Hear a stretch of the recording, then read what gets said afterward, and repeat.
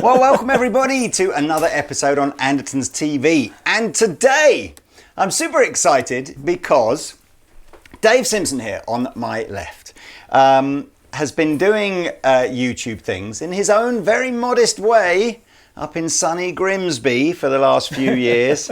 And despite its sort of, you know, slightly humble persona, I've probably been asked more times than any other artist of anybody, probably with the exception of John Mayer, to invite Dave on to Andertons to come and say hello. So, everybody, please. Yeah. There's Dave. Hello. Well, thanks for coming down. Thank you for having me. Perspex in between us. Apologies about that. That's okay. But so tell the people who aren't familiar with your channel who you are and what you do. Well, my name is Dave Simpson. And I've been playing guitar now for 18 years now, and it was one of those weird. The guitar came along at a really strange time for me because I was not in a good place mentally, and kind of like I just finished school and school had gone totally wrong, so I was kind of like I left school with no qualifications, and I was just like I am just ruined for my life. I've got nothing to look forward to. And then depression problems and all that loveliness. And then one night I was sat in my room thinking of like, you know, what am I actually going to do? And my sister, who's sat over there, she walked past my room with my dad, and my sister just started playing guitar at this time. And they went into my dad's kind of like a master bedroom of the house, so to say, and they started playing this Cajun tune, this Jolie Blanc, I think it was called, isn't it? And they started playing that, and I just was like, what's that? So I got up off my bed and wandered in, and I just watched them, and I was like, that's wicked. That is so cool. I was like, what's going on? And then they finished, and they went off, and I remember going up to my sister, and I picked up a guitar. I said, "Can you show me something on this? And what can I play?" And so you finished school by this point, so you're a relatively late starter on the guitar. Yes, I was 15 at this point in time. Okay. And so my sister, she goes, "Oh, I can teach you this," and she taught me "Smoke on the Water," which is the obligatory riff for everyone to learn when you first start playing. And I just remember like going away playing this riff, and I just remember going back to my room and I was just like playing it. And I was like, this is so cool. I must have played it for about 4 hours. I was like, I just couldn't stop playing this one riff. It must have driven everyone crazy. But it's like Andertons on a Saturday afternoon. 4 hours of relentless Smoke on the Water and Sweet Child of Mine. And Stairway to Heaven. Yeah. Do you know the rest of the song? No. So that was that really, and I kind of messed around with the guitar for like a year. It wasn't really anything kind of serious, so to say, if you will. It was kind of something I like this. And on my 16th birthday, my dad took me to buy my first electric guitar, and that was where I was like, this is my life now. This is what I'm going to do, and this is what I want to do. And I just remember getting this. It was a Washburn Mavericks. I've still got it. A Washburn Mavericks series and a PV Rage 158. And we got home, we plugged it in, and my dad just goes, "Turn it to 10." So we turned this little solid state amp up to 10, and I played Undertones Teenage Kicks, which is about the only thing I was kind of competent at playing. And it was just like, this is just. It was like everything just kind of slipped into place, and I was like, this is. That's the feeling, I think. If you could bottle that. Yeah. You know, because that still gives me the biggest kick, I think, of everything, is still seeing kids coming into the store and that expression on their face when somehow something really visceral kind of happens, and it's not because, you know, they just like, it's like, yeah, it's like, oh my god, and you just know then that you just think, yep. Another convertee to the lunatic asylum that is guitar playing. But that's great, man. And so then, what happened from there on in? I'd say for the first year of guitar, I was just kind of like, I was obsessed with Green Day and Offspring, and I learned like all their albums front to back. I was one of those kind of like learner guitarists that's like, I've got to know every song and I've got to know it all the way through and I've got to know every part, apart from the solos, which I couldn't do. I didn't understand the concept of guitar solo even then. I was like, what? Single notes? No, you just played power chords, don't you? And I just remember like, there was, I can't remember what it was, but my brother said something like, oh, there's a band, oh no, that was it. By the way, the Chili Peppers song, By the Way, had just been released. Yeah. And it was on all the like music video channels and on the radio. And I remember taping it off the radio. My mum was listening to like the top 20 or something like that, and I was like, oh, By the Way, it's going to be on in a minute. Record! And I've still got the tape, actually. It's really funny, because you got like some like Mariah Carey on each side of it or something. And I just recorded the whole thing. I was like, this is... Something clicked with me even more so than Green Day. And I didn't know what it was. It just did. And then my brother goes, oh, there's a Top of the Pop special on the Red Hot Chili Peppers on TV tonight. We should watch it. And I was like, oh yeah. It'd be great to see them live. And they did. They started the gig with By the Way, and then they did all the songs and here and there. And I was just like, and then he got to Under the Bridge, and he did the John Frusciante. Well, I didn't know at the time. He did that kind of really iconic kind of finger picked intro. But it was the verse when he was kind of going, I'll do it in a different way, because.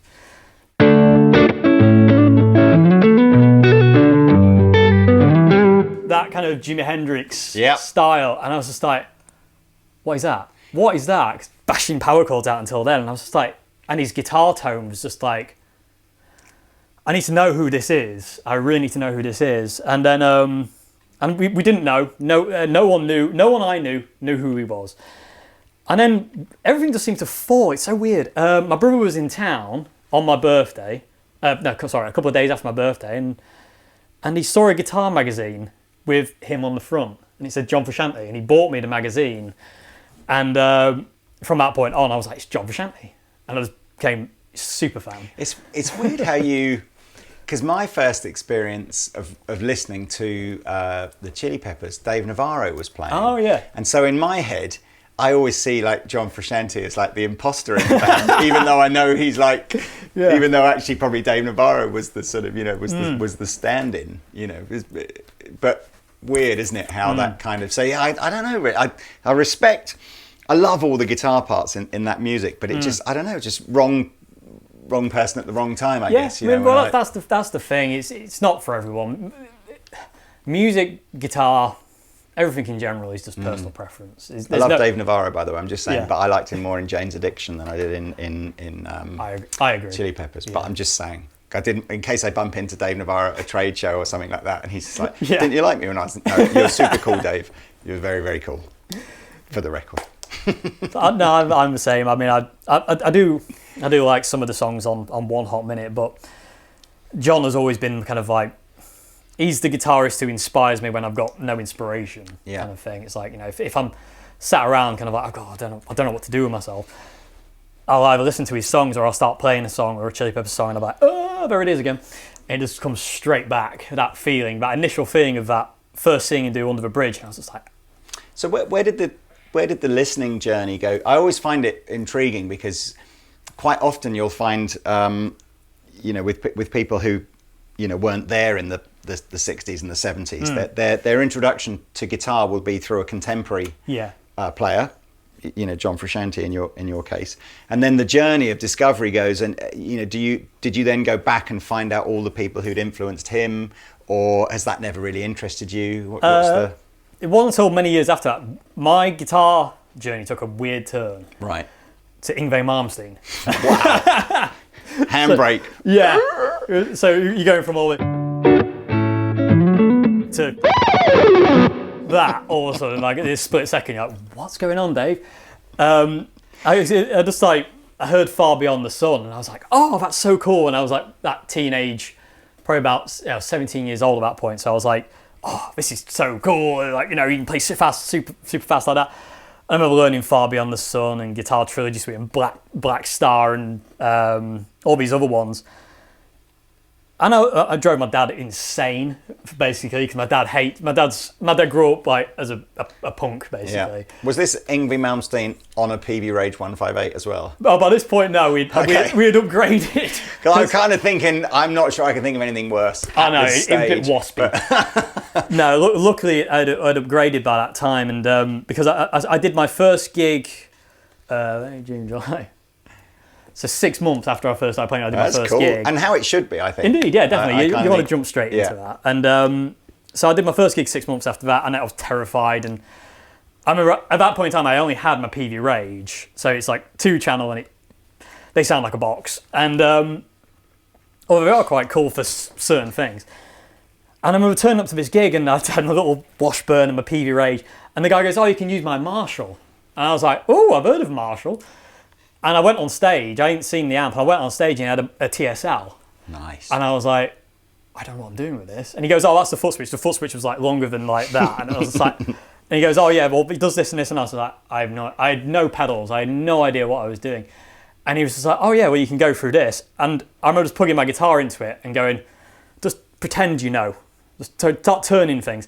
The sound must have been atrocious because I don't know what it was. But I remember we did like 2 songs, and one, funnily enough, was By the Way. And it must have been terrible, but it was fun. And it was that thing of like, again, this is where I kind of want to be. I want to do this. This feels like me, if that makes any sense whatsoever. But did you go straight in? Have you always, somehow? Actually, even as I ask this question, I'm guessing the answer is almost certainly no. But I'm assuming then. I was going to say, did you never have like a job? Have you always made a living out of guitar? But my guess is that you must have had some sort of way of earning a keep as you were getting better on the guitar. Yeah, pretty much. I mean, it was just kind of like family were always really supportive of me, right? And they, and when I started gigging, my first kind of proper band I was in. We would go out for paid gigs, which was like, wow. That was insane. You're getting paid to go gigging.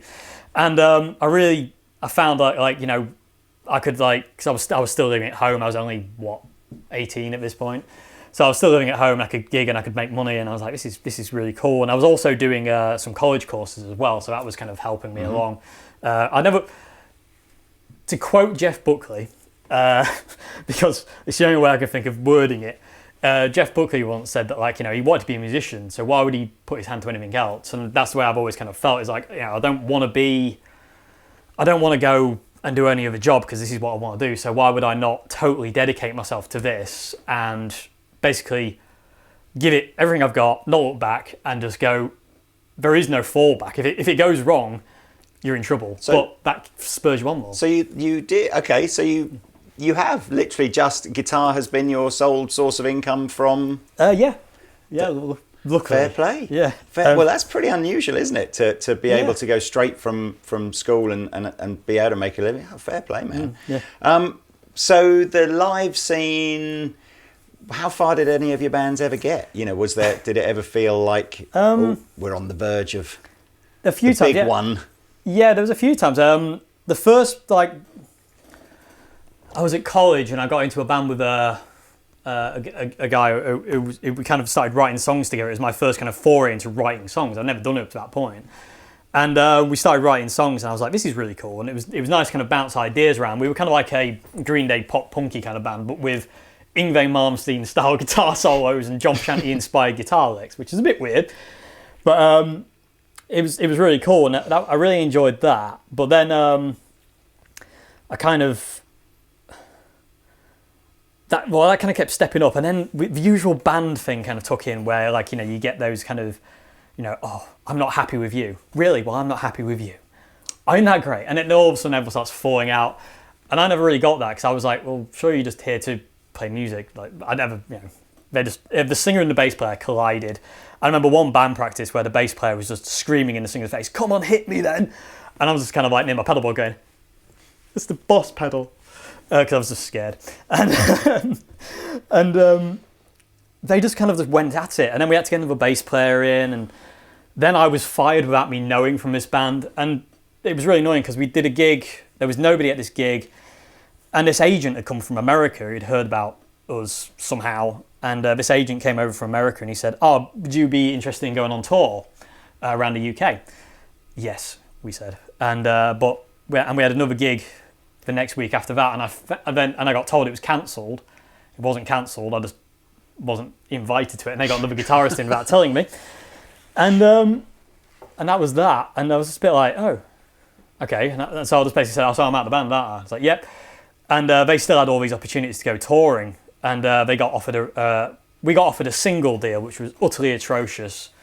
And if we had signed it, I don't even terrible. It was horrific. I've still got the contract, and it was just the most amateur hour thing. We were like, the singer was like, "We've got to sign it, we've got to sign it." We're like, "Have you seen it? It's written in like Comic Sans." And it was just really bad, and it was just laid out with no kind of real strict idea or guidelines. It was just a mess, and we didn't sign it, and then that made him fall out with me, and that was when I think he just decided to distance himself from me. And but then they collapsed. They totally imploded after that, because the singer became very big-headed, right, and became really egotistical and, like, you know, a bit overbearing. Instead of it being a band, it was his band, and it got a bit silly, and yeah, and then it just fell off the radar, and it was just like, ugh. And it was the work. I remember going to see them once at a gig, and he introduced a song that me and him had wrote as a song that the band had wrote, and I was like, they weren't even there. No, the dreaded, like seeing your ex-girlfriend with her new boyfriend, yes, like that. Yeah, that kind of thing. It's never easy. It's always a problem. Yeah. Doesn't matter how well suited they are or anything like that. You can't help but hate them. Indeed, and I was like, they just flipped me out, and I was just like, oh, I can't do this, and I just walked out, and I was like, can't hack it. So I was like, that's not what happened. But then band-wise, so how many? You know, once because you know, I think everybody accepts that it's a very small percentage of bands that are able to sustain being together and making a living out of it. Were you at this point sort of going, okay, well, there's other ways I can try and make money out of playing the guitar. Maybe I can do some teaching. Maybe I'm just, because I'm kind of thinking at this stage, we're still several years before even the invention of YouTube, aren't we? Yeah, definitely, yeah. Well, where I went from there is, like, I thought, well, I'd been writing my own songs, and they were kind of like bluesy, more Jimi Hendrix style songs with, again, the John Frusciante kind of thing. And I was like, I kind of want to pursue that. So I thought, I'll start my own band. My brother played bass, and I thought, I'll get him on bass. And I got the drummer from the band that imploded in, because I knew him, and he didn't have he wasn't playing in a band. So I thought, oh, well, just, you know, we'll make a go of it. And that was 2007. We started doing that, and that was really, really good fun. It was called the Dave Simpson Trio, and I was like, oh, it's so pretentious. And I was just like started in on this kind of songwriting kind of thing of doing blues rocky kind of stuff and Rory Gallagher-esque kind of thing, Gallagher kind of stuff, and that was kind of where I went with that, really. And again, I kind of pursued that like a madman for till about 2007. Mm-hmm. So where are we there? Yeah, I don't know. My timelines are all getting screwed up, but because then I went to London and to study music at the Institute of Contemporary Music in down there, and that was really cool. But that went wrong. What year? So ICMP, what year? 2007. When was Chappers there? I don't know, because slightly before. I think it was before that. Suggest, Yeah. It's turned out some good players, that place, hasn't it, for sure? Indeed, yeah. There was some of the tutors. You just kind of like you'd be playing, and you were just like, yeah, forget it. Who was it? Just was it forget Sean? No, not someone Baxter. Sean. I can't remember who the. I think I know who you mean, but I can't think of the name. No. Anyway, yes. This was back before any of your. Well, no, actually, no, probably not 2007, but ICMP was the kind of the original London, and I think it was called something else before it was ICMP, wasn't it? But it was like Guitar Institute. That's it. A lot of great players came out. A lot of killer tutors were there as well. Yeah, definitely. Yeah. Anyway, sorry. Yeah. And the London scene, must have been quite a change, wasn't it, from going down from Grimsby down to the Big Smoke? It was a total shock, but for the first term, I loved it. I absolutely loved it. And then when we went back after Christmas break, we started having trouble with the landlord and the estate agents, and they were, because the guy who had moved in with us, there was three of us. There was me and my brother went with me as well, and then this other guy, he just disappeared. He just left us. And we were like just kind of left there holding the baby, so to say. We've all we've got rent to pay, we've got this to play. And he left. He'd had like a New Year's Eve party there without us knowing. So we got back to the flat after the Christmas break, and it was just like trashed. The freezer had gone off, so it was mouldy food, and it was nice. And it was always pleasant. And then it just started to go downhill, and it started to kind of like take a toll on me because I couldn't focus on what was going on. And the guitar was literally at that point in time my only means of staying afloat.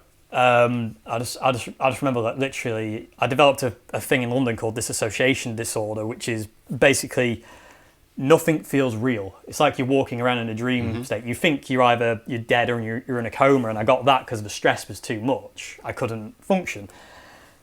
Only when I played guitar could I see things for what they were. So it really kind of like saved me yet again.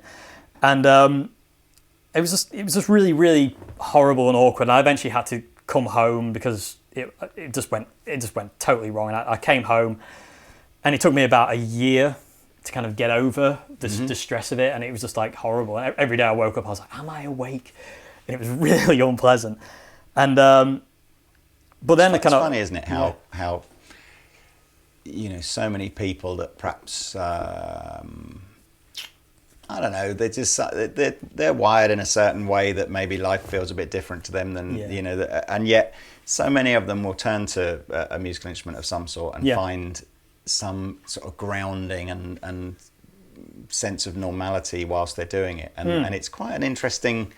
I've met lots and lots of people. I think guitar players I've met, but I'm sure other musicians are the same. Where there's a story, there's a journey that is just like, if I hadn't discovered this, things could have been pretty shit. So I'm pretty much convinced that if I didn't hear my sister play the guitar that night, I'm not 100% sure I'd be sat here now.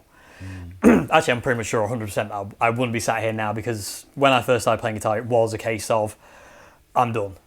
I can't do this. It was in a really bad place, and but I've kind of come to terms with that now. I kind of understand that kind of for what it was, and as soon as I found the guitar, it was kind of like it gave me a reason to keep going, and that was my purpose from that point on, is to play music and create music, and that really helped me kind of get back on some kind of straight and narrow, which was really, really pleasant.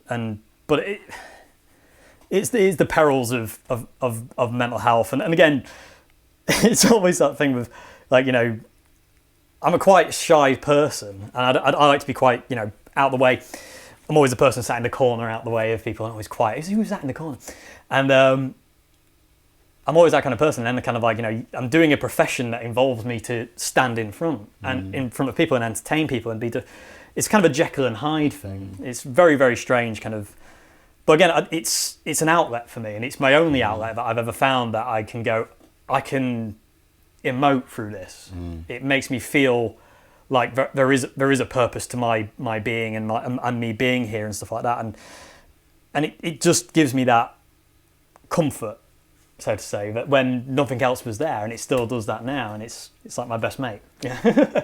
It's such a, it's such a fantastic. I don't know what the word. I was going to say story, but it's not the right story. I always think sometimes in these videos there'll be somebody out there watching this going, I'm feeling like that. Yeah.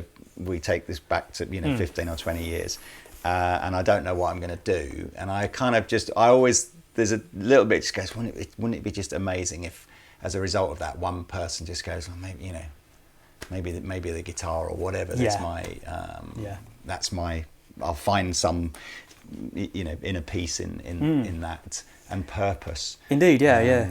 And I feel you can find that in music. I mean, I really feel that music.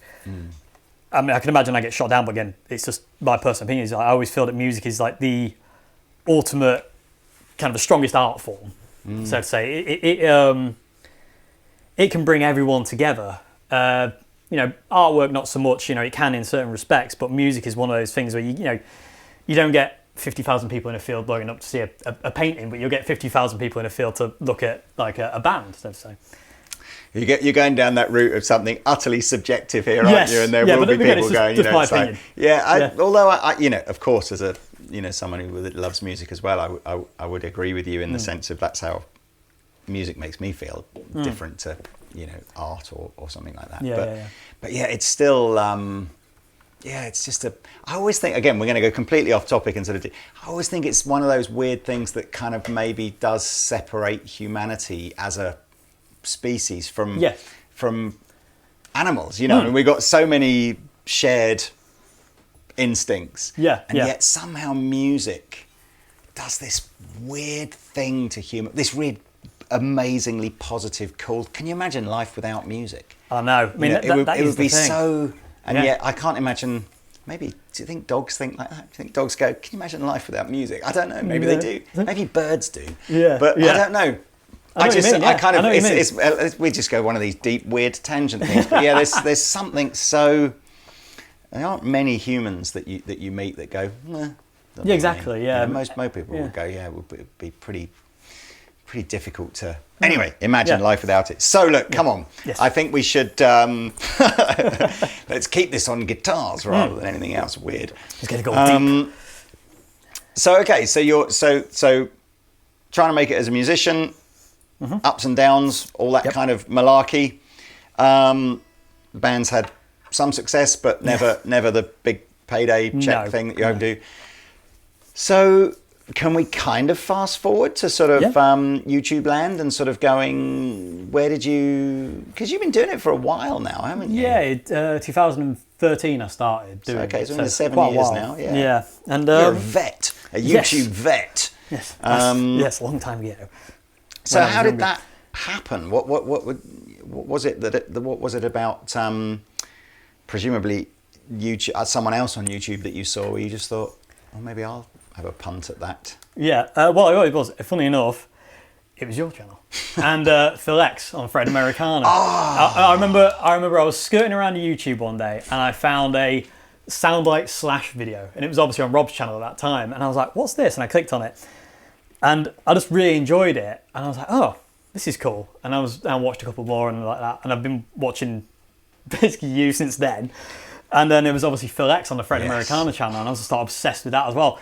And I thought, "Oh, this is cool." I just like the idea of it, and I thought, "There's a vintage guitar shop near me.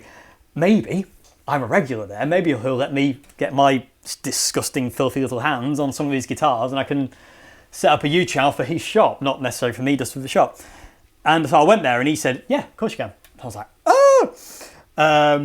Literally, it was like, "Here's a sweet factory. Go on in and just help yourself." It's like, "Yes, please." And I can still remember my first video. I was just like a lemming.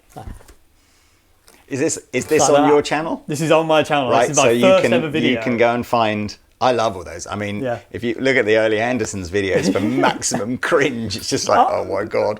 But they're brilliant though. It's nice to look back though, isn't it? In a way, to kind of look back and go, "Oh, that's where I was, and this is where I am now." You can see how much more comfortable. I don't know about. Forgive me here like that, because you are slightly more follically challenged than I am. But that's the worst thing about my YouTube videos is watching my hairline recede as the video gets sort of new. It's like, oh dear, I didn't think I looked that bad now, but maybe I do. You can't worse than me. It's like in every comment, it's like, your hair's falling out. You think so, yeah. I don't even have to look at myself every day. Why don't you cut your hair off? I don't want to. I want to look like this. Yeah, but you look like you just come out of a bin. Yeah, I know. So what was what guitar was in your first video then? Or guitars? What was it? This annoys me because I was told it was a 62 Fender Strat, and the 62 Strat is my dream guitar. Yeah. And then I found out it was a fake. And it wasn't real. So I was like, this is a 62 Strat, and it wasn't. And I was like, for a moment in time, I was like, I better delete that video. But I thought, I can't, because it's my first ever one. And it was like, it's ridiculously awkward to watch, and it's funny. And I'm playing through like a Marshall 100-watt Super Lead double stack. And it's like, it's so unbelievably uncomfortable to watch. But I was like, I can't delete it. I know it's fake. Now I didn't at the time. I was just kind of like, in this kind of weird dreamlike state of, and it wasn't that. And that was the first guitar I demoed. But the second guitar I demoed, I think, was I forget. Oh, it was, I demoed, I think it was like 6 of them that day. There was like that Strat. There was a custom Telecaster, original 60s custom Tele.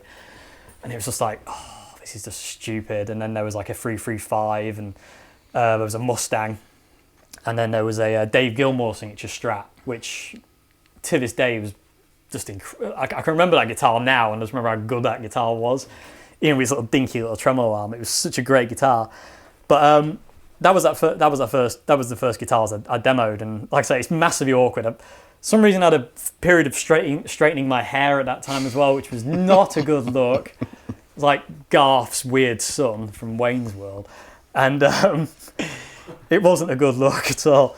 And it was just massively awkward and uncomfortable. It wasn't until many videos down the line I was like, don't see the camera as a camera. See it as you're talking to people. Like you do at a gig, if you talk to, you're trying to connect with all these people. See it as that. And because I've done so many gigs, it's like, I can do that. I can picture it. I can see how I can go, okay, that's no longer just a lens pointing at me. That's a person. And I was like, it makes sense now. And then all of a sudden I could get more comfortable and be a bit more stupid, and which I like to do.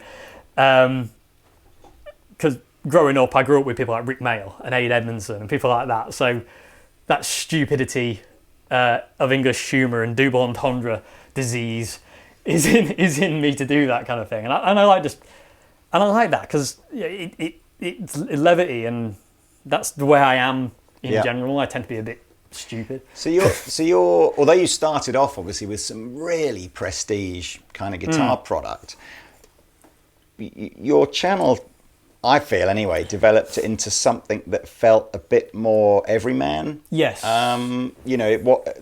are channels out there. I mean, the Phil X. Yes. And by the way, I completely agree. Him and Rob and Andy from what was Pro Guitar Shop at the time. Oh yeah. Andy from they're like the forefathers for me of YouTube guitar presenting. And if only we could all have gone on to get the Bon Jovi gig that Phil got. That's the dream, isn't it? Instantly, I am free. in case it doesn't work out for you, Phil. John, call me. Yes. So obviously, and Phil doing the Fresh at Americana stuff every week would have been, and here's a 54's XYZ. And if you want to remortgage your house, you can maybe have one of these.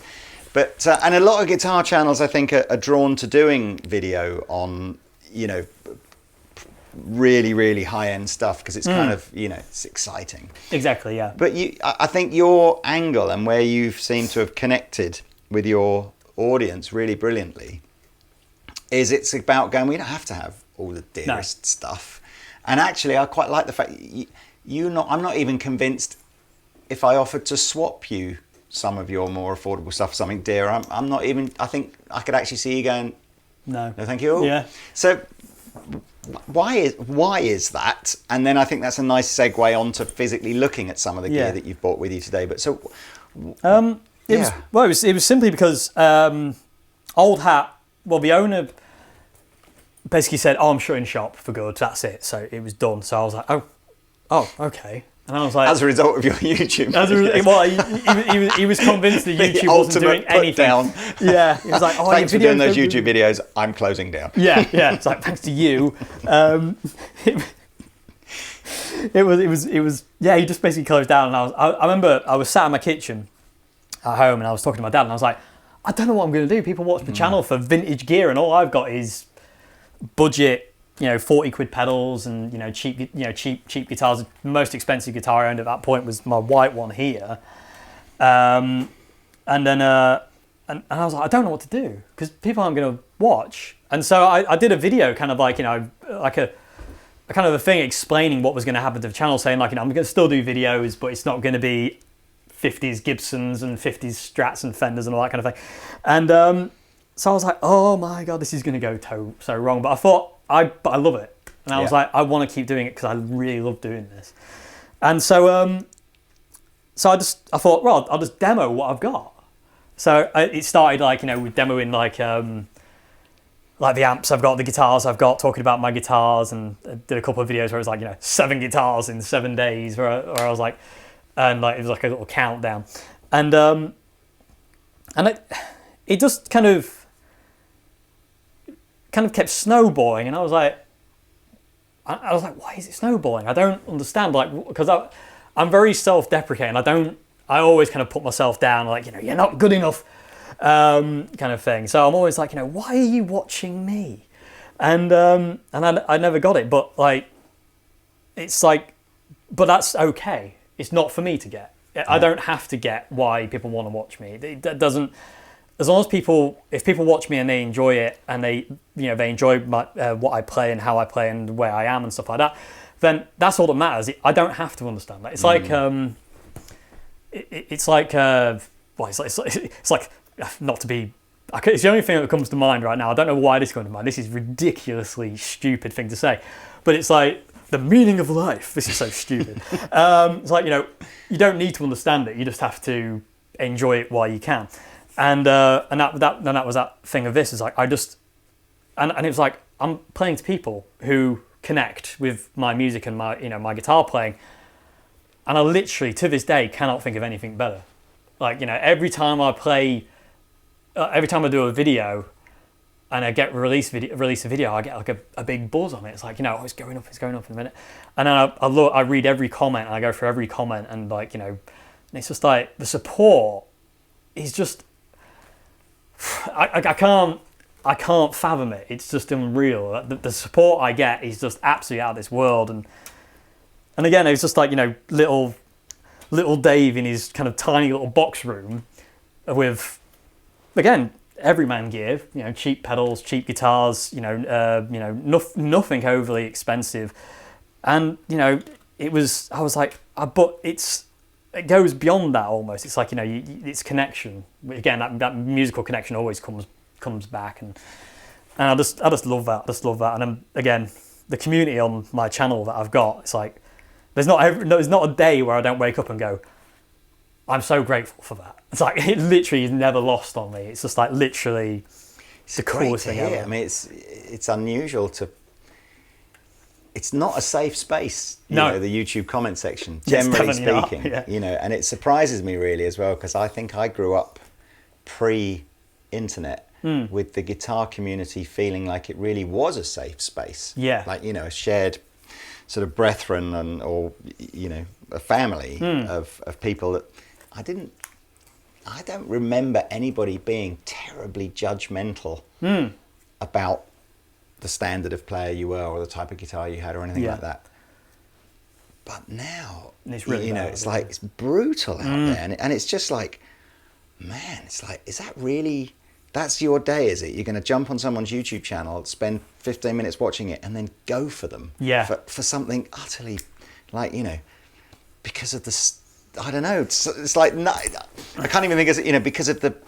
I don't know, because it's the type of guitar they said they prefer, or whatever. I mean, it's like, and then you see like the 3 people or the 4 people going for each other in the comment section, and it very relatively quickly gets like to levels of death threats and stuff, and you're just sort of going like, I don't don't remember anything like this. No. I think it's a. But your channel, your.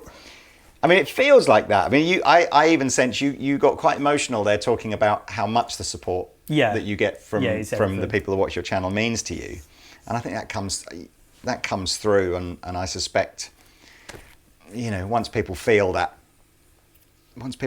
sense of gratitude, I think they're more inclined to go, okay, well, I want to be a part of this. Maybe you've got like the world's safest place for sort of YouTube channel, which is wicked. It's like I'm jealous. So I do get the trolls. You do get the trolls, but I kind of. I kind of police my channel because I read every comment and stuff. I delete the negative ones. I'm just like, I don't want it. I just don't want it there. It's like I've got the ability. Obviously, kind of like if you're getting 1,000 comments like this channel does, that can't be. That's not possible. But at this point in time where I'm at, I can actually systematically go through the comments and go, delete because you're an idiot. Delete because you're an idiot because you're not seeing it. You're seeing it from your perspective. Yeah. Nobody else is, and because you've got a keyboard, you think you're important. Yeah. And I don't like that attitude of like, my opinion is above everyone else's. It's not. It's like, everyone's opinion is valid. It's just not, everyone's opinion isn't wanted all the time. Yeah. It can get a bit silly and it's not fair on some, like you can get some, I remember I got a young lad on my channel. I think he was 10 years old. He's called Henry. So hello, Henry. I know you watch this channel. He was 10 years old and he's amazing. He's so cool. He's gonna be one of these kind of like, ridiculous, like amazing guitar players. When as he keeps going, he's just going to get better and better. And I got him on the channel. I thought I'd do a video with him, and we did a little song at the beginning. And I got him to play a couple of guitars. And I called the video introduced you to Henry, the 10-year-old guitar hero. And there was people in the comments saying, "Yeah, well, it looks awkward and uncomfortable." It's like he's 10 years old, man. It's just jealousy. Jealousy. Yeah. It's just someone who's probably 15 or 20 years old and not as good. And so therefore it's just like, but oh man, it's not a terribly well kept secret that people know I'm a big John Mayer fan, but he said something about the internet, which was just, if you go back pre-internet, you'd be in a room full of people and you'd sort of go, well, these are my friends and I don't really know these people, and so I'll talk to the people that are my friends and we'll all respect each other and have probably shared values and stuff, and the people that don't have that I'm never going to meet, so what do I... And the internet is just like, no. Yes. It's like everyone's in the same room with the same level of voice and you've got to listen to everything now. And I think you do just have to go, actually the world probably isn't different to what it was 20 years ago. It's just I never heard any of that stuff before, exactly. So there was no platform. I think it's an interest. Yeah, I mean, we do delete the odd one, but I must admit, I think you end up going, the last thing I want to do now is start as kind of like, then the next thing it's like, they deleted my comment, wage another war. It's like, oh my God, it's just like, but yes, it's all fun. Yeah, this guy said, "Oh, you're a dictator." Like, I'm a dictator. Yeah, freedom of speech. Where's freedom of speech? Like, oh no. You're dictatoring your channel. It's like, I'm really not. You're just not getting it. Yeah. Anyway, come on. Yes. We could talk about this Indeed. too long. So, gear-wise. Yes. Come on. So we'll stay on this theme. Mm-hmm. So you bought 3 guitars with you? I did indeed, yes. Where is, I can only see 2, what's going on here? The other one I didn't get out, which I think is over there. Which is the original one? What's the first one? That's this one. The white one, okay, well let's start with that. What's the other one then that you brought down? Well, the other one is a Chapman. Oh. This wasn't planned. But okay. No, the trolls will kill me. No. Leave it in the case and edit this bit out. No. But honestly, bring it in. Honestly, could you grab it? Bring it in. It's one of those. It's in the Brian May guitar bag case. Oh man! But honestly, this is such like. I swear on my life, this was not a setup. But and it really wasn't. Here we go. I bought this so Lee can sign it. Oh right, yes. Cool man. Yeah, because I was given pleasure. This was a gift from a YouTube fan. He bought one and he said, "Oh, I think you'll like the ML1," and I was like, "Well, I'm a Strat guy, so I thought, yeah, you know what, I might. I'll reserve judgment until I play it." And it came in the post, and I plugged it in, and I was like, "Well, what?" It's such a blatant.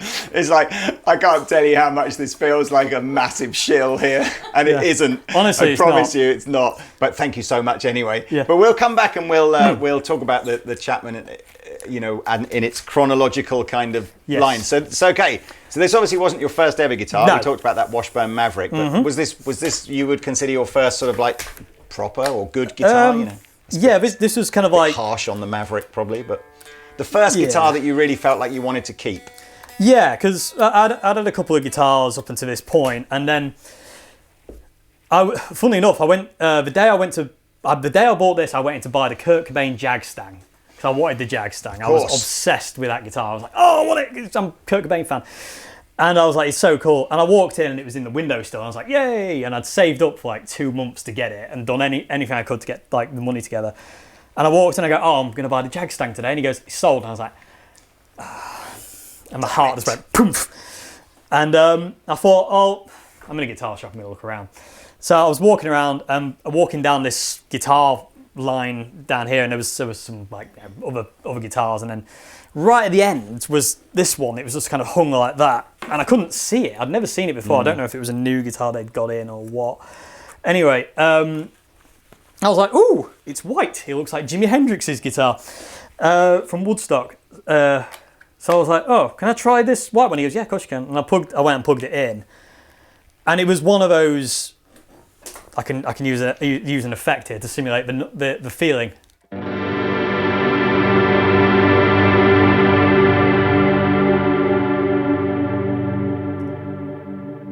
What is it, like a classic player or something? 60s classic player? Yeah, it was 2002 one. Right. And it was, April 2002 it was made. And it's really cool because I started playing guitar properly in May 2002, so it kind of matches up.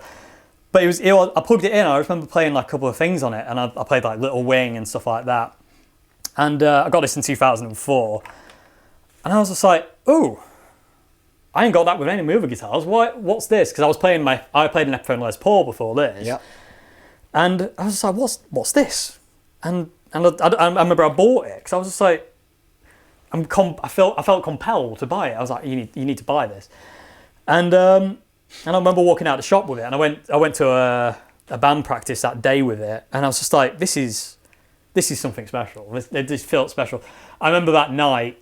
I positioned it. I went to sleep, and I positioned it in such a way that when I woke up, it was the first thing I saw. So I was like, right, you stay there, and I'll see you in the morning. And you got it bad, this whole guitar thing, haven't you? Yeah, like, really bad. I if it's got 6 strings on it and it makes a noise, I love it. And it was just, and this is basically the guitar that I've learned everything on. It's like I learned Jimi Hendrix, John Frusciante, Yngwie Malmsteen, everything. I learned my scales on this. Yeah. I learned everything, and it's got some really cool war wounds to it, and it's polyurethane finish. So unfortunately, it dints and chips rather than sort of evaporates or whatever you want to call it, doesn't it? Indeed. Yeah. But do you know what? I just think it's still. I love the fact that you can see where the white colour has begun to go slightly brown, slightly like yellowy. There's something about. I mean, we have again. If you want to get trolled to Jahebas, then just do a video about relics and say how cool you think relics are. But yeah, I mean, there's something about guitars that, and I know it's subjective. Just put that in there. The older they get and the more beaten up they kind of get, the more character and cool they look. In a way that almost nothing else that you can own. I don't know that. I suppose clothes to a certain extent, kind of. But then eventually the clothes just sort of fall apart. But you don't sort of. I don't think many people own a car that go, yeah, look how smashed up it was. And that was where I crashed it into a wall, and that's where someone else drove into the side of me. It looks badass, doesn't it? Exactly, you sort of go, not really. It just looks like you're driving around in a banger. Yeah, it looks awful. But with guitars, it's just like, they just look cool. Even the fact that, I get it that polyurethane guitars, they don't do that sort of patina and cracking. They do just, the finish just tends to chip and flake off, but it still kind of looks cool. Yeah, and it's white under the scratch plate. It was Olympic white, but it's kind of yellowed over the years. And funny enough, all this started when you could still smoke in pubs. It stopped As soon as that stopped, my guitar started going yellow. But isn't that one of the upsides of maybe Yes. not catching lung cancer? You catch it, or developing it. One of the downsides is that your guitar potentially, especially white ones, might not look as cool Indeed. 20 years down the line. But it is fair. It's a fair trade-off. It's a lot Let's nicer have to less sing. lung cancer, but less yellowy guitars. It's a good trade-off. I'm just saying, it's a good thing. Indeed. Yes. I agree. And it's a lot nicer to sing in pubs that aren't full of smoke as well, because it doesn't dry your throat out. You're like, oh, I can't breathe. But yeah. But this is guitar basically. As soon as I got this was like my number one, and it was my number one till 2000 and where are we? 17. Wow. And I just played it. That's such a great. I mean, Yeah. do you mind me asking how much you paid for that? 320. 320 Yeah. quid. 15 years of it being your number one guitar, or maybe a bit less than that. Whatever Yeah. it is like that. Yeah. Still a perfectly functional. Yeah. I've done As nothing good as to it other than as good as refret. it was. Probably still worth what you paid for it. Maybe more now. And you sit there going, man, is there anything else you can buy like that? Exactly, yeah. I just think and I think to a certain extent, it's one of the reasons why, again, I sort of go, people that go, oh, I don't want to spend £1,000 on a guitar or 2,000, it's like, really, you're going to you could have this for 20 years. Yeah. Still be just as good 20 years down the line. Yeah. It's like, I know people will always say, yeah, but you're trying to sell guitars. And I suppose I would go, okay, fine. But it still doesn't, it still to me feels like, it's not like buying an iPhone where you jump 700 quid on an iPhone and then throw it away 2 years later Exactly, or whatever it is like that. Yeah, these things don't get out of date. No. This is the design that came out in So 1954. do you give your guitars names? No. No, just that's the white Strat, is it? Yeah, if I refer to it, I'll say Mr. White or Mr. Red or Mr. Chapman, which is a bit weird if Rob was in the room. But this is my Mr. White. But I don't name guitars because it kind of goes against kind of a weird kind of belief system that I have with a guitar. Is the guitar? If I put a guitar there, it can't play. It can't do anything. Other than if I turn a distortion pedal, it'll feed back. Yeah. But it can't play itself. You play it. So I don't name them because it's a part of me. So if anything, it's called Dave, which isn't cool. So yeah, it's like that kind of goes against it. I don't like naming guitars. They just I refer to them as their colours. Like, could you pass me Mr. White or? I love how you've even thought about why it's not cool to name a guitar an actual thing. It's so deep. But yeah. I get it. Yeah. That's cool. It's an interesting one, isn't it? I mean, it is a sort of inanimate object ultimately, but something comes alive. Yeah. In its, I do, not on a religious level, but I do believe guitars have like an inner soul or something. Yeah, definitely. And not necessarily good ones and bad ones, just ones that are connect with one person and then the next one connects with a different person. Yeah, and exactly. stuff like that. So yeah, weird. Super deep. Love it. Yeah. Okay, so that was number one for a long time. Yes. I'm kind of thinking I might, before we go on to the Oswald and the Chapman, which are obviously more recent additions. Yeah. Let's, I'm loving, probably the most controversial thing about, is where we will absolutely disagree, is you just love solid state amplifiers, don't you? Yes. Like, instead of. Yeah, I like consistency. I don't. I've owned valve amps in the past. I've had I've got one now, but I had a JSM 800 for a brief period, but I didn't like it, and then I had the JTM 45. Yeah. Which was amazing, but I like consistency of sound, and also I'm one of those. I'm really impatient when I want to play. So turning on, because I don't. Well, you can't wait for 30 seconds while the valves warm up. It's like, no, I've got to play now. It's like, So I get all kind of like, I've got to play it. And but I don't like inconsistency. I like when you turn an amp on, it sounds the same as it did last time, and that's always been the same way for me. And it's like, I love that. One of my dream amps is a 60s super bass Marshall, because Plexis to me are the coolest amp in the world. I just adore Plexis, but I don't like their inconsistent nature. Yeah. I got to play through loads of really old ones when I worked at Old Hat, and there was this 68 super bass, which when it sounded good, it was just like incredible. It's just like, you know, everything was aligned at that point. But when it just was like, you know what, no. And it just was like, and it just sounded so bad. And I was just like, ugh. And so I used the JTM45 more than anything, but I eventually just got rid of it because I was just like, the Marshall MG, which is kind of like another one of my favourite amps, I was like, every time I turn that on, it sounds the same. When I turn this on, it depends. It's a kind of bit of a kind of like, you know, toss the coin, yeah. And I didn't like that, and eventually just kind of got to the point where I was just real. I remember the point it got really annoying, and I thought, that's it for me with this. I can't do this anymore. We were doing a gig, and it was just the normal pub gig, and I don't know what somebody put a quid in the bandit or something. I don't know.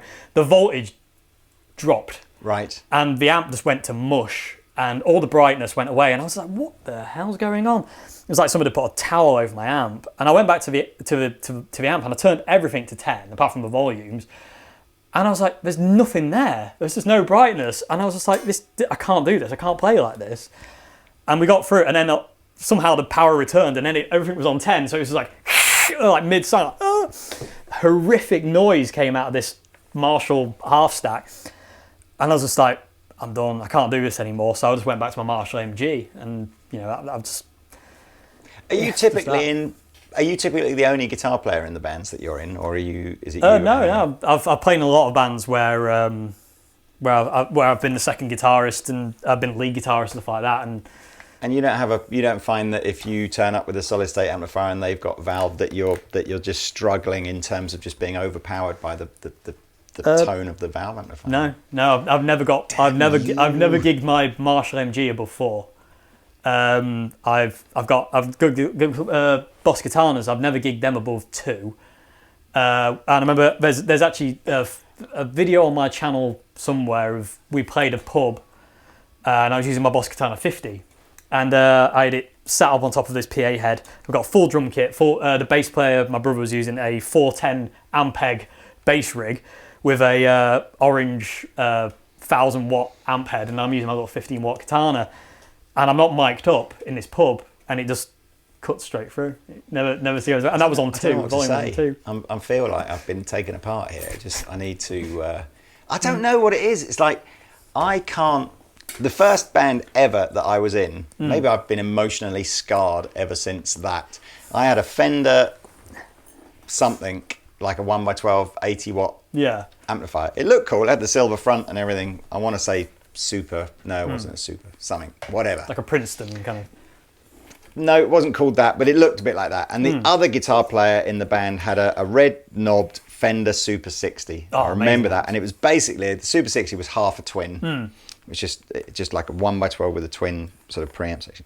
And it didn't matter what I did with this little solid state amplifier, how loud I turned it up, what I played, anything like that. His sound was just fatter and juicier and better and everything. Yeah. And from that day on, that's all I hear when I hear solid state amplifiers in isolation, especially the Katana, which I think is probably, you know, one of the most authentic sounding solid state amplifiers ever made. I don't know.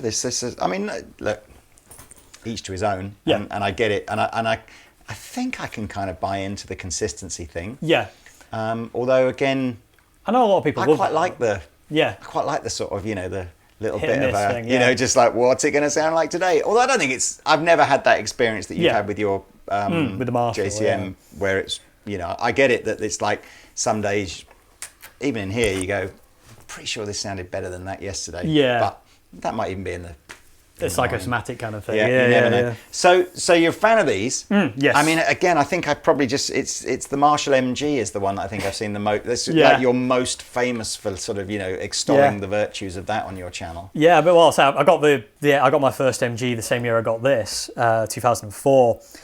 And it was a half stack, which then went to a double stack, and then went to 2 double stacks, which I gigged.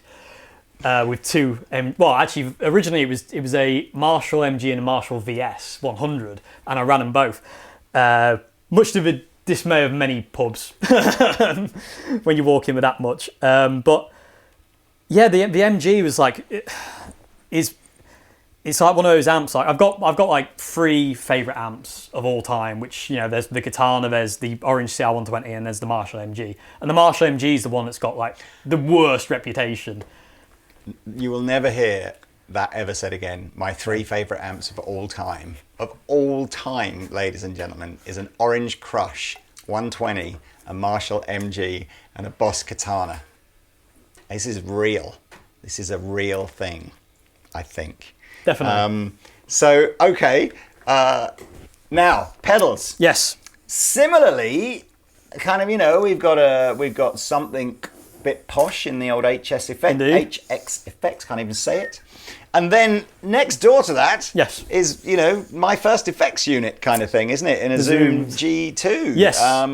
And then a sort of mix of kind of middle of the range pedals, but some iconic ones in there. I suppose Turbo Distortion and the what's the Marshall one? Oh, Jack. Have you got a governor? You have. I've got a governor as well. You've got a more modern governor, haven't you? That's the Governor 2 That's pretty Plus. iconic, isn't it? Yeah. Talk us through. And again, you've got a lot of stuff on there. So are you predominantly using your guitar amp as a clean platform to just get sounds from the pedals? Yeah, for the longest time, I've never used the amp for my sound. It's just a clean platform to me to run. Because again, consistency. I like the consistency. I'm sorry to keep banging on about this, but do you think that's maybe one of the reasons why you like solid state amplifiers? Because I use pedals. Because you get your gain sounds from pedals rather than.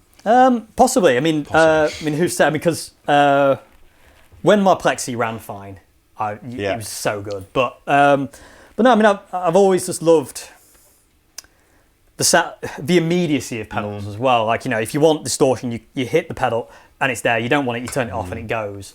Give us some. You got 4 different drive pedals there by the looks of things. So what's what's the purpose of that? Well, the jackhammer's always on, so the Katana's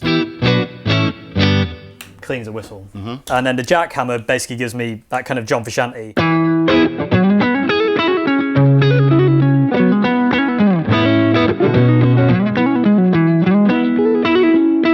Gives me that kind of not clean, but bit gritty. It kind of marshalizes the clean tone a bit, doesn't it? Indeed, definitely, yeah. Okay. Yeah.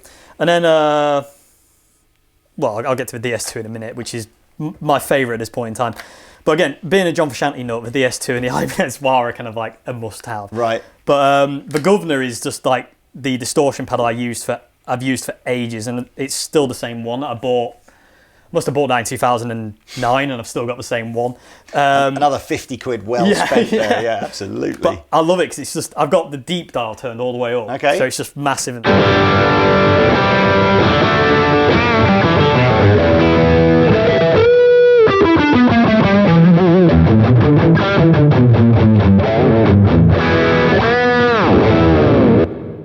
Massive fat sound. There's really nothing. I'm going to concede. There is not a lot wrong with that. I mean, I thought it sounded a bit dark, and then I realised we've got this huge sheet of plastic here, so I sort of leant back to try and get, and the brightness does come back a little bit. But yes, it's a fat sound. I think as guitar players, I'm so up myself about gear. It's unbelievable. But hey. That's what it is. It's personal preference. You like what you like, and there's nothing wrong with that at all. You know, what works for one person won't work for the other, and you know, it is what it is.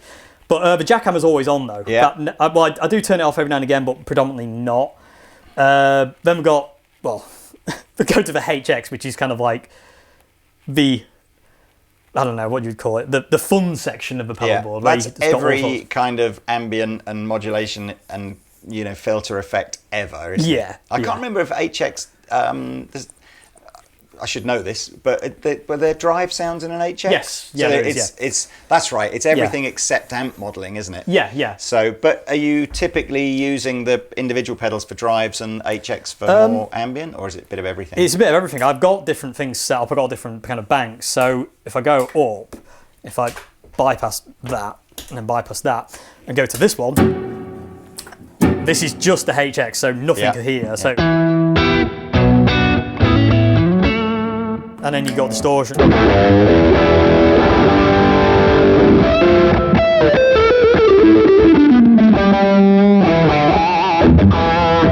you got like a.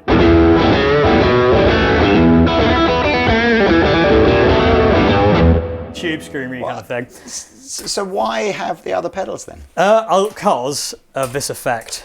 The main reason to have the HX is the particle verb, which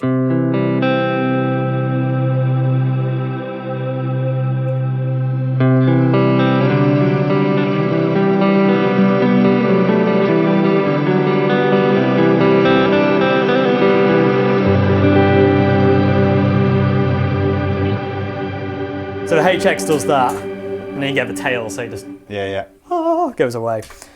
But yeah, so and I say the HX is mainly used for. So I'm with you here. I can respect a man that uses HX and governors and turbo distortions like that. I'm going to need some convincing on the Zoom G2. On the Zoom. Why is that on the board? I like its. I use it for all sorts of things. I mean, I've got like things like whammies in there, so you can.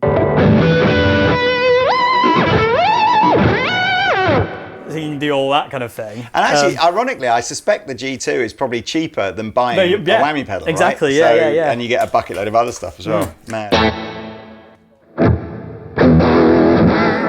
That's a weirdo sound.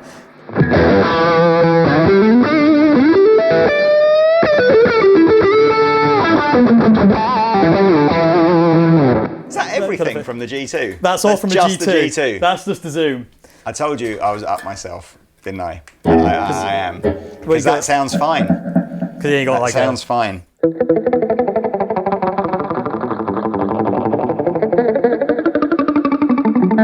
Delay and phasers, and you got also a really cool vibrato.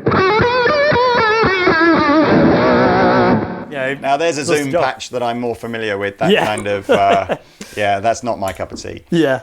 And then you got Ivan Eswar, which is pretty classic. Yeah. I do want to know, only because I was mentioning he contacted me via Facebook yesterday, showing me these cool distortion pedals he makes out of old tobacco tins, which I thought were very cool. Tell me about the Sundial. Yes, the Sundial is my favourite, has shot into #1 as my favourite fuzz. For the longest time, it's a fuzz, right? Okay, cool. Yeah. It was, for the longest time, it was an Electro-Harmonix double muff, and then this thing came along, and I was just like, my God, where have you been all my life?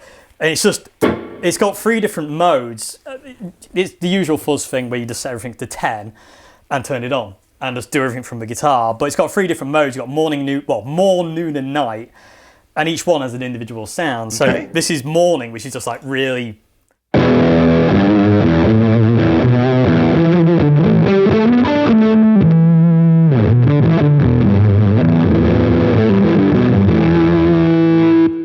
Big and fat. There's everything else you go to after that, the sounds small. Yeah.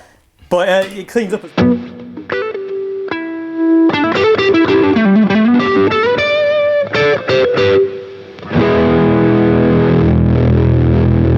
Relatively clean to kind of full out.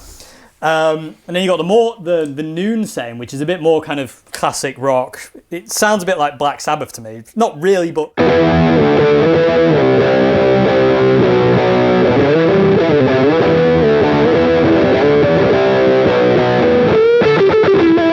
It's very classic kind of sound. And then you got the night mode, which it's just a really dark. It's darker than the morn sound.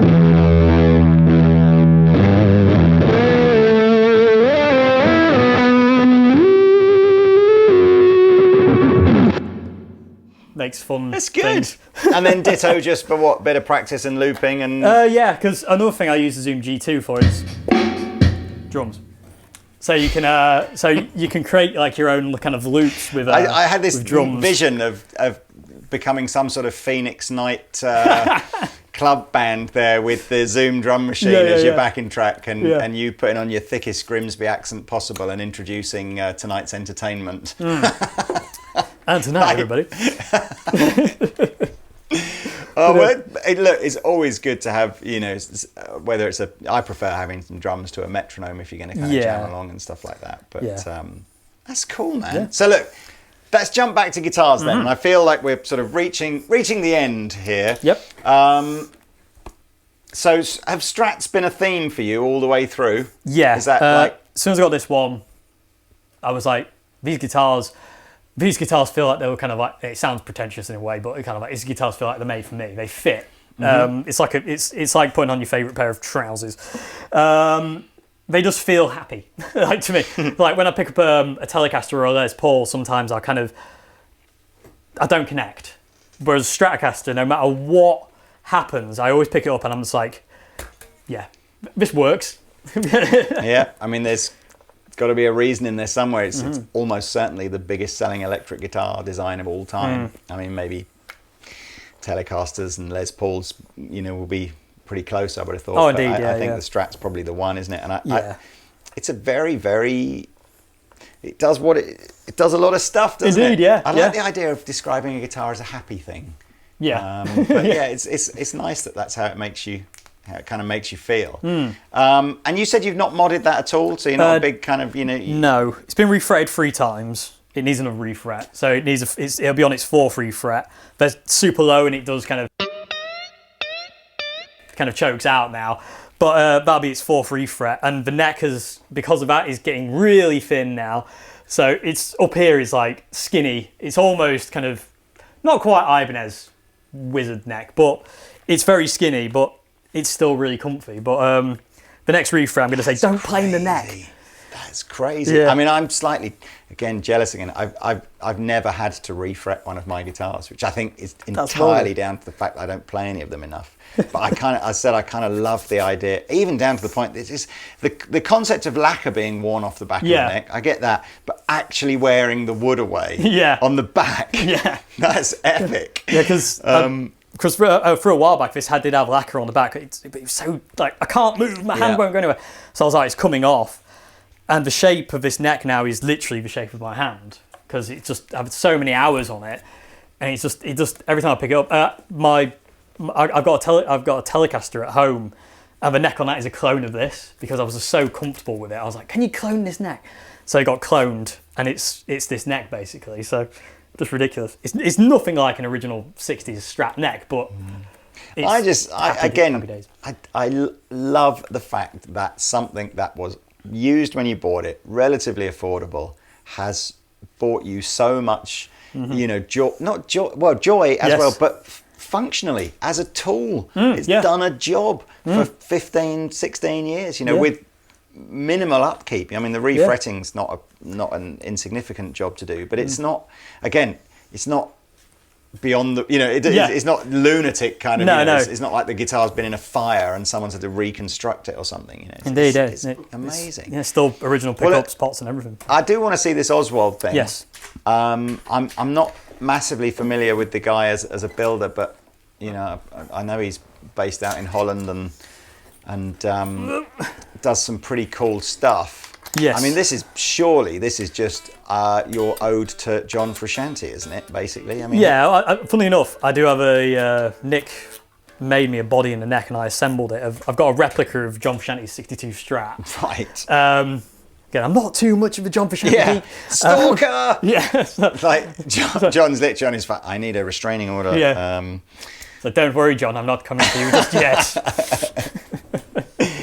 That looks like a lovely guitar. You can, those dark bits of rosewood are. You can tell straight away that someone's taken some time to pick out some nice pieces of timber to make. Yeah. That, so.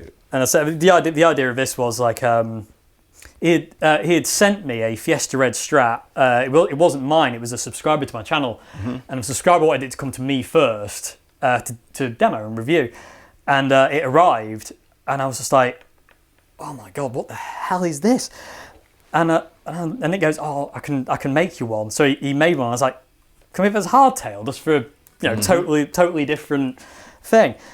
And he was like, yeah, I can do that. And he goes, oh, do you want over specs? So I said, no, just basically clone that red one that you sent me. Right. That's fine. And then Nick's pickups, it's got the high, high wood saddles or what are they called? But you don't have the rub screw sticking out the top. Yeah. Which are really nice because many of the time you slice your hand open on the other Strat bridges. But it's really...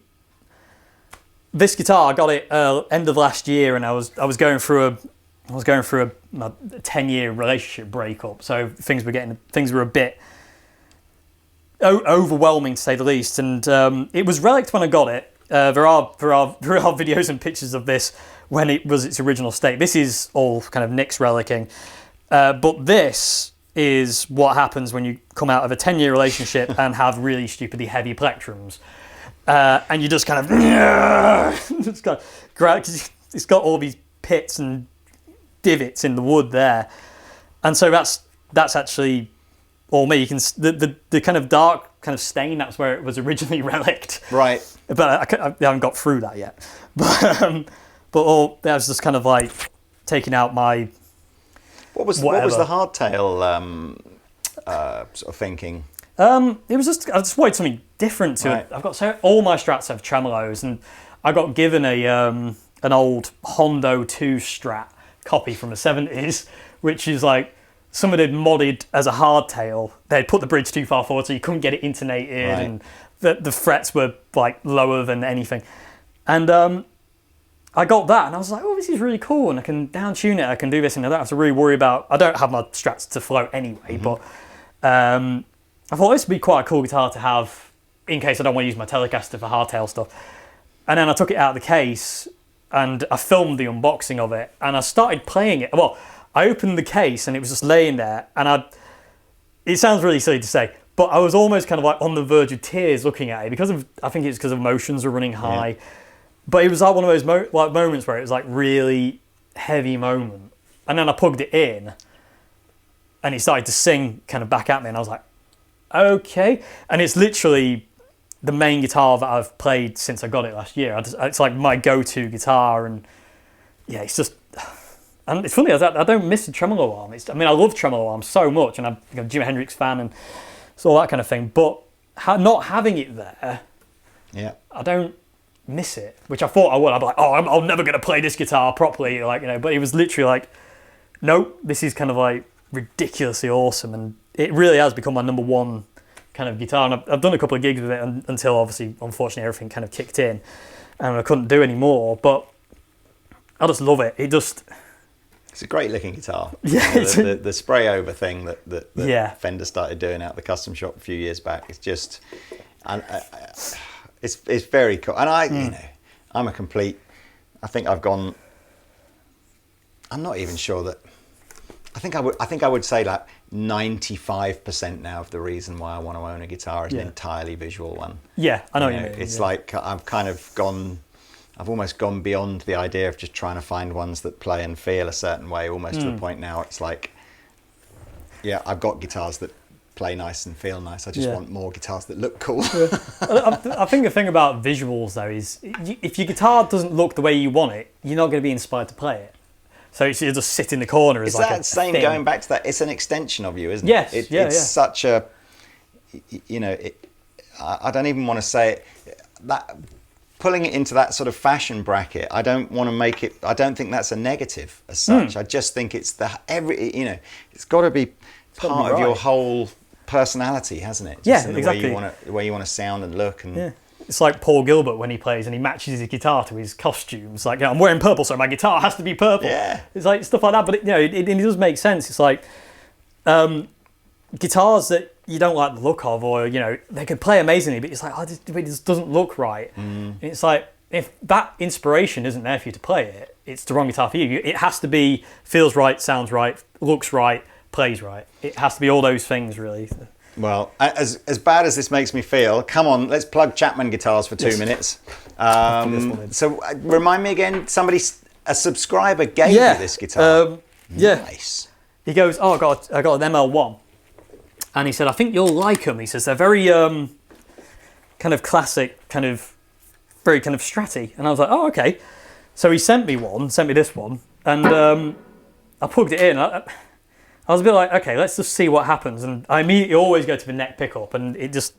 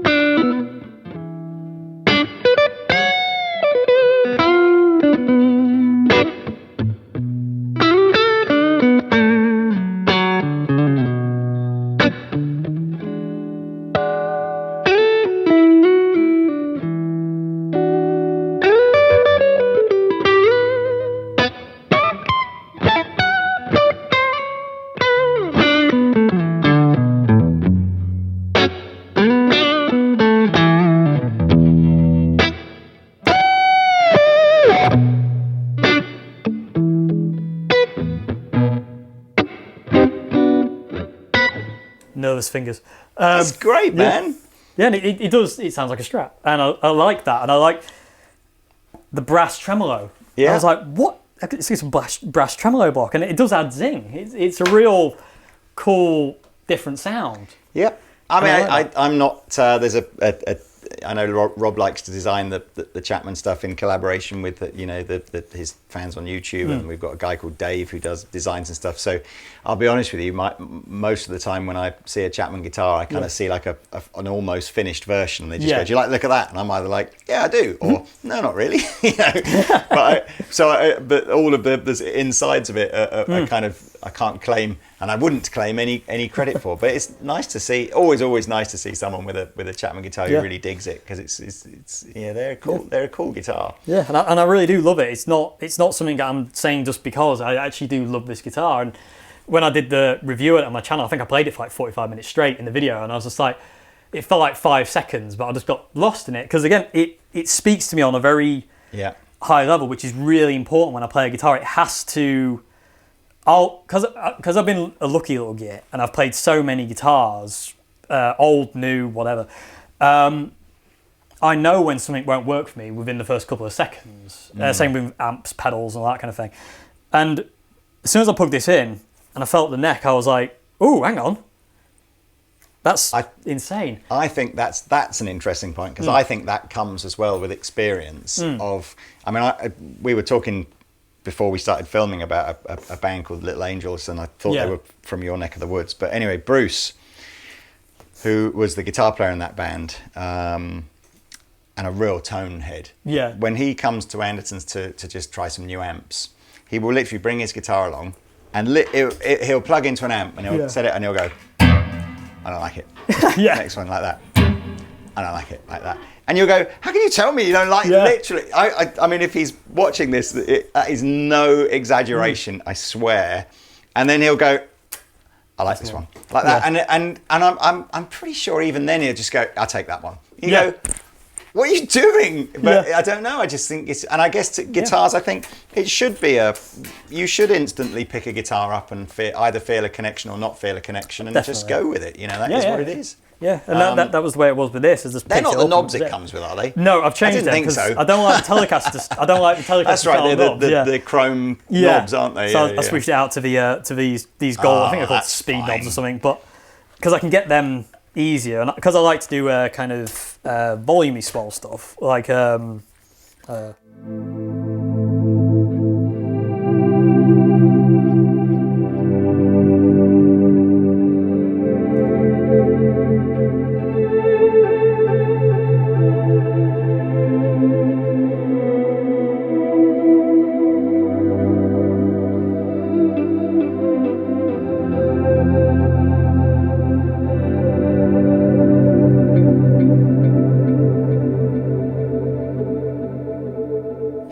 I love it. I love a bit of ethereal delay and reverb. It's all good. So look, I think we're drawing to an end now. So it's been a pleasure having you down.